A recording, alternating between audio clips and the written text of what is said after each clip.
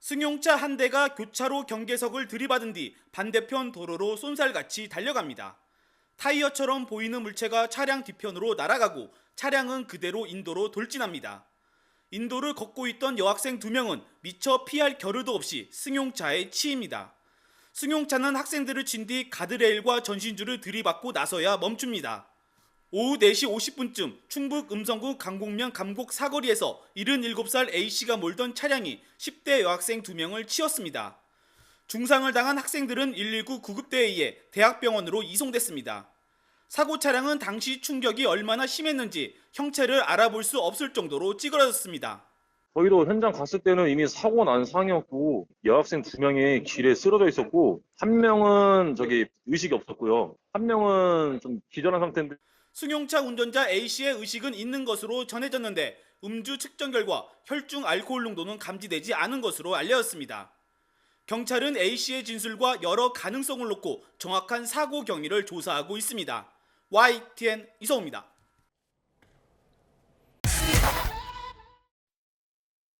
서울 망원동에 있는 한 골목길. 흰색 경차가 빠른 속도로 달려옵니다. 순간 휙 방향을 바꾸더니 행인을 치고 상가까지 돌진합니다. 보시는 것처럼 현장은 유리창 파편들로 가득한데요. 갑자기 들이닥친 차는 상가 안까지 타고들었습니다. 사고가 난 건 어제 저녁 7시 10분쯤. 70대 여성 A씨가 몰던 경차는 길을 가던 40대 남성 B씨에 이어 도로변 부동산 상가까지 들이받고서야 멈췄습니다. 갑자기 우당탕 소리가 나서 뒤를 돌아보니까 먼지 있잖아요. 연기 같은 게. 딱 보니까 차인지도 몰랐어요. 자세히 보니까 차가 있더라고요. 그래서 순간 밖으로 뛰쳐나왔죠. 이 사고로 차에 치인 B씨가 중상을 입고 병원으로 옮겨졌습니다. 차량이 들이닥친 부동산 상가 안에도 2명이 있었지만 다친 사람은 없었습니다. 마지막으로 들은 게 의사들이 좀 몇 명이 붙어가지고 좀 호흡이 안 내가지고 좀 응급조치한다고 들어갔다는데 많이 다쳤다는 거예요. A씨는 경찰에 갑자기 차량이 급발진했다고 주장한 것으로 전해졌습니다. 그분도 경황이 없으셨는데 저쪽 망원시장부터 이렇게 해가지고 막 속도가 제어가 안 돼서 그렇게 오신 것 같더라고요. 그렇게 말씀을 하셨어요. 저한테 한 게 아니고 경찰관 분들한테. 경찰은 A씨가 운전 부주의로 사고를 낸 것으로 보고 A씨를 교통사고 처리 특례법상 치상 혐의로 입건해 정확한 사고 경위를 조사하고 있습니다. YTN 엄윤주입니다. 서울 행천동 고등학교 앞길에 사람들이 들것에서 치료를 받고 있습니다. 소방대원들은 다급한 손놀림으로 응급처치를 하느라 분주합니다. 사고가 난 시간은 등교 시간대인 아침 8시쯤. 70대 남성 A씨가 몰던 SUV 차량이 인도에 있던 행인 3명을 들이받은 겁니다. 차량이 인도를 향해 돌진하면서 편의점 유리창이 깨지는 등 시설물들이 크게 파손됐습니다. 회색 SUV 차량 앞부분이 크게 찌그러질 정도로 사고 당시 충격이 컸던 것을 알 수 있습니다. 컸어요. 큰 소리로 사람 다쳤다면 죽을 정도인데 그래도 죽지는 않았더라고요. 지나던 60대 여성은 차에 치여 어깨가 골절됐고 등교하던 고등학생 2명도 타박상을 입어 병원으로 옮겨졌습니다. 다행히 피해자들 모두 생명에는 지장이 없는 것으로 전해졌습니다. 경찰은 사고를 낸 70대 운전자 A씨를 교통사고 처리법상 보도침범 혐의로 입건해 조사하고 있습니다. 음주운전이나 마약 정황은 발견되지 않았습니다. 경찰은 졸음 운전을 했다는 A씨 진술을 토대로 자세한 사고 경위를 조사하고 있습니다. YTN 윤성훈입니다. 오늘 오전 11시 50분쯤 경기 성남시 백현동에 있는 판교 노인종합복지관 지상주차장에서 90대 운전자가 몰던 승용차가 갑자기 후진해 행인들을 들이받았습니다. 이 사고로 80대 여성이 심정지 상태로 병원에 옮겨졌고 운전자와 행인 4명이 골절 등 크고 작은 부상으로 병원에서 치료를 받고 있습니다.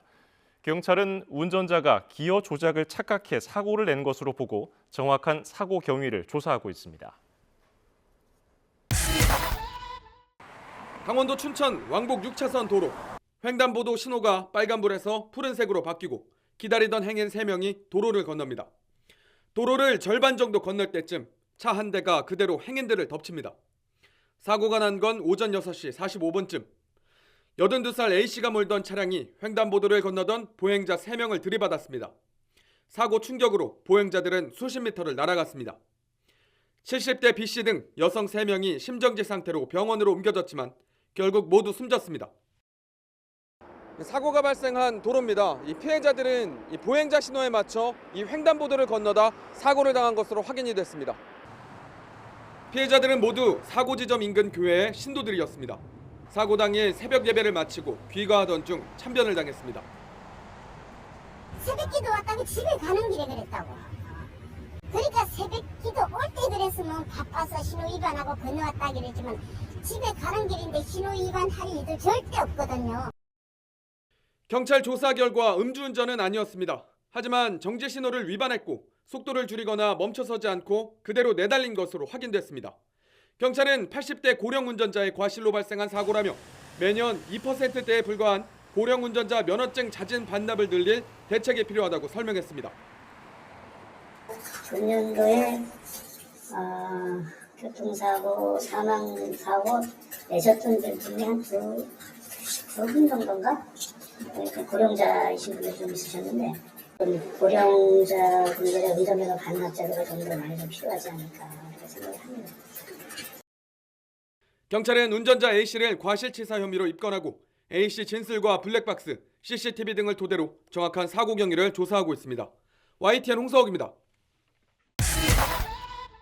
어제 오후 4시 40분쯤 경기도 김포시 신곡리의 한 아파트 단지 인근 상가 앞에서 70대 남성 A씨가 몰던 SUV 차량이 주차된 차량과 가게를 들이받았습니다. 다친 사람은 없었지만 이 사고로 건물 안에 있던 30대 여성 직원이 고립돼 소방당국에 구조됐습니다. 경찰은 70대 운전자가 후진을 하려다 운전미숙으로 엑셀을 밟아 사고를 낸 거로 보고 있습니다. 고속도로를 달리던 승용차 운전자가 속도를 미처 줄이지 못한 채 앞서가던 차를 그대로 들이받습니다. 갑자기 차선을 넘어 옆 차로를 달리던 차에 부딪히고 함께 좌회전 신호를 받고 움직이던 차량 앞을 가로막아 버리기도 합니다. 모두 7, 80대 고령 운전자들이 낸 운전 부주의 추정 교통사고입니다. 고령자 운전에 대한 우려는 꾸준히 제기되었습니다. 실제 통계를 분석한 결과 고령 운전자 가운데서도 연령대가 높을수록 사고 위험이 급증하는 것으로 나타났습니다.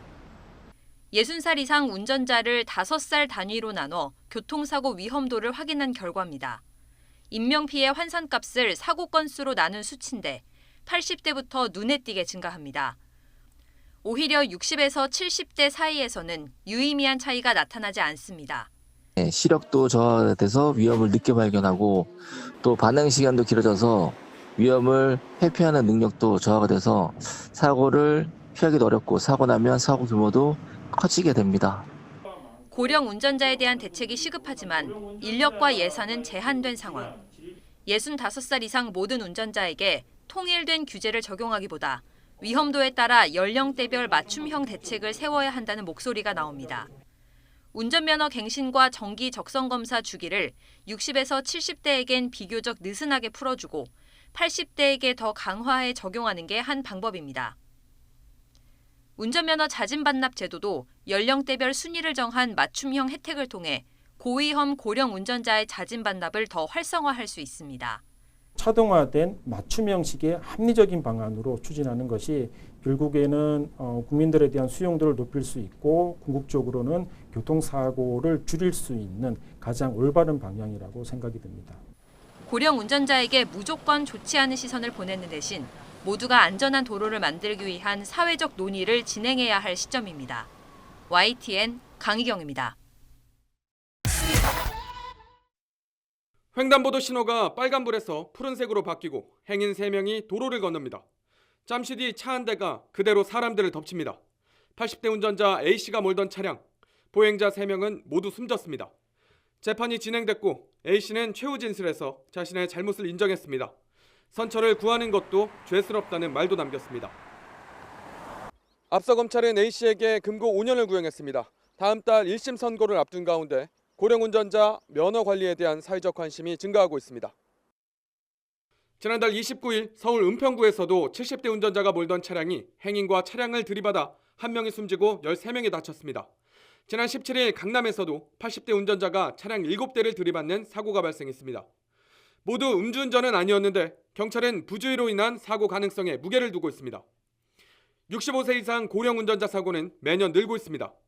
지난 2020년 3만 1천여 건에서 지난해 3만 9천여 건으로 8천 건 넘게 증가했고 사망자 또한 늘었습니다. 특히 75세 이상부터 사고 위험이 더 늘어나는데 신체 노화로 인한 차량 조작 능력이 떨어지기 때문으로 분석됩니다. 대안으로 면허 자진 반납 제도를 10년 넘게 실시하고 있지만 실제 반납률은 2%대에 불과한 상황. 면허 반납 시 일회성으로 주는 10만 원에서 20만 원 상당 교통카드나 상품권으로는 반납률을 높이는 데 한계가 있습니다. 예를 들어서 은행에서 좀 더 이윤을 낮게 해준다. 반납한 사이에서 이윤을 낮게 해준다든지 또 각종 물건을 배달시키면 무료로 배달시켜준다든지 다양한 방법을 통해서 고령 운전자가 갈수록 늘며 운전면허 자진 반납을 높이기 위한 현실적인 대책 마련이 필요한 상황. 비상 자동 제어 장치 의무화나 주기적으로 운전 능력을 평가해 운행거리와 속도 등을 제한하는 조건부 면허제 도입이 필요하다는 지적도 나오고 있습니다. YTN 홍서욱입니다. 사고 당시 브레이크 대신 가속 페달을 밟았다고 진술한 70대 운전자. 운전면허 적성 검사를 받은 지도 얼마 안 된 걸로 확인됐는데요. 이 같은 고령 운전자 사고는 끊이지 않고 있습니다. 지난달 11일에도 80대 운전자가 몰던 통근버스가 앞서 달리던 굴삭기를 들이받는 사고가 있었습니다. 이 버스는 굴삭기를 추돌하고 근처 언덕 아래로 10m 정도 미끄러진 뒤에 멈춘 걸로 알려졌는데요. 이 사고로 승객 22명이 다쳐 병원에서 치료를 받았습니다. 이번엔 지난해 9월 경남 김해로 가보겠습니다. 아파트 주차장에서 주차하던 흰색 차량. 갑자기 앞에 있는 차량 2대를 들이받고 잠시 멈추나 싶더니 빠른 속도로 후진하며 아파트 외벽까지 돌진합니다. 아찔하죠. 당시 80대 운전자는 술을 마시지 않았고 운전 미숙으로 사고를 낸 걸로 알려졌습니다. 65세 이상 고령 운전자의 교통사고 발생률은 얼마나 될까요? 지난 2021년 발생한 교통사고 20만 3,130건 가운데 고령 운전자 사고는 5만 5,980건, 전체의 28% 정도였습니다. 연령대로 살펴보면 나이가 많아질수록 사고 위험도도 더 커집니다. 특히 80세 이상 운전자의 사고부터는 위험도가 급격히 높아졌습니다. 이 같은 이유로 지자체마다 고령 운전자가 면허를 반납하면 혜택을 주는 곳도 있습니다. 철원에서는 65세 이상 운전자가 면허를 자진 반납하면 30만 원을 주고요. 전북 전주에서도 70대 이상 운전자부터 면허를 반납하면 20만 원어치의 교통카드를 발급해 줍니다. 문제는 참여율이 낮다는 겁니다. 또 면허 반납은 이동권을 침해할 수도 있어서 면허 유지를 위한 검사 강화가 대안이 될 수도 있습니다. 해외에서는 고령 운전자들의 면허를 어떻게 관리하고 있을까요? 미국 캘리포니아에서는 70세 이상 운전자부터 면허 재심사를 받는데요. 의료 평가 결과에 따라서 주행 능력 평가도 받아야 합니다. 그리고 미국 일리노이의 경우 고령자들은 운전면허를 갱신할 때 도로 주행시험이 의무입니다. 81세부터 86세는 2년마다, 그리고 87세 이상부터는 매년 갱신을 통해서 주기적으로 운전 능력을 평가받는 겁니다. 호주는 75세 이상부터 의료 평가를 매년 받아야 하는데 결과에 따라 전문의의 권고가 있으면 운전 실기 평가도 해야 합니다. 우리나라는 75세 이상 운전자부터 3년 주기로 적성 검사를 진행하는데요. 신체와 인지 능력 검사만 간단하게 하다 보니까 실제 운전 능력을 평가하기에는 미흡하다는 지적이 나옵니다. 우리도 실제 도로주행 능력을 시험하고 또 조건부로 운전 시간이나 구역을 제한하는 다른 나라의 사례를 참고할 필요가 있어 보입니다. 도로를 달리던 승용차가 속도를 줄이지 못하고 그대로 인도를 덮칩니다. 지난 18일 충북 음성에서 하교하던 학생 2명이 차에 치여 숨졌습니다. 지난 3월에도 전북 순창에서 화물차가 농협조합장 투표소로 돌진해 4명이 목숨을 잃었습니다. 두 사고 모두 70대 노인이 차량 운전대를 잡았다는 게 공통점입니다. 재작년 면허 소지자 10,000명당 교통사고 건수는 65살 이상에서 두 번째로 많았습니다. 특히 교통사고를 일으켜 사망자를 가장 많이 낸 운전자 연령대는 65살 이상으로 나타났습니다. 나이가 들수록 자연스럽게 신체 능력과 인지 능력이 떨어져 사고 위험이 커지는 탓으로 분석됩니다. 가장 흔하게 언급되는 대책은 고령 운전자가 스스로 면허를 반납하면 현금 등 유인책을 주는 제도입니다.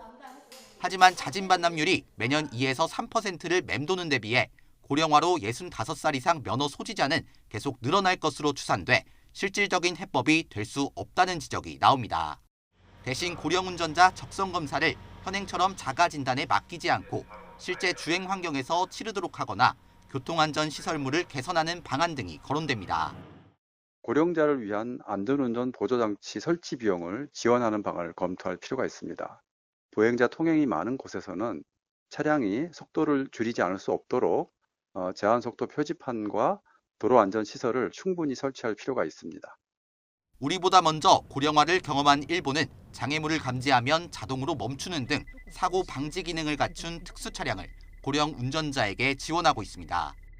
또 미국에서는 운전 능력에 따라 운전 거리와 시간, 속도 등을 제한하는 조건부 운전면허를 발급하는데 우리 정부도 2025년부터 시행을 준비하고 있습니다. 초고령화 시대를 눈앞에 둔 만큼 장기적인 시각으로 고령 운전자 사고를 예방할 수 있는 대책 마련이 시급해 보입니다. YTN 안동준입니다. 급증하고 있는 고령 운전자 사고를 줄이는데 비상제동장치 설치가 효과적인 것으로 나타났습니다. 삼성화재 교통안전문화연구소는 어제 고령 운전자가 비상제동장치를 설치한 차량을 몰았을 때 추돌 사고 감소 효과를 분석해 발표했습니다. 연구소는 65살 이상 고령 운전자 추돌 사고가 2020년 3,435건에서 지난해 5,142건으로 49.7% 급증했는데 비상제동장치를 차량에 설치할 경우 사고를 크게 줄일 수 있는 것으로 나타났다고 설명했습니다. 해당 장치를 장착해 실험한 결과 관련 사고는 22.5%나 급감했습니다. 시내 도로를 600m 이상 역주행에 달리던 미니밴이 무서운 속도로 교차로에 진입하면서 일대가 아수라장이 됐습니다. 차를 몰던 81살 할아버지와 함께 탄 76살 할머니가 숨지고 다른 승용차 운전자 등 여러 명이 다쳤습니다. ぶつかられたような車がもうすごいスピードで横転しながら歩行者の方に突っ込んできたんですね。